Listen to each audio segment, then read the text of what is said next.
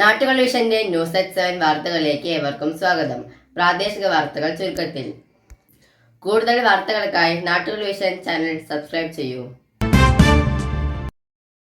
ബലിതർപ്പണത്തിന് പോകുന്നിടയിൽ ബസ്സും സ്കൂട്ടറും കൂട്ടിയിടിച്ച് പരിക്കേറ്റ ആൾ മരിച്ചു. ഇന്ന് രാവിലെ മാങ്ങോട് വെച്ചാണ് അപകടമുണ്ടായത്.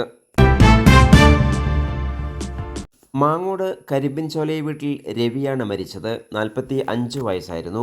അപകടത്തിൽ പരിക്കേറ്റ സഹോദരൻ പ്രസാദ് ഗുരുതരാവസ്ഥയിൽ ആശുപത്രിയിൽ തുടരുകയാണ്.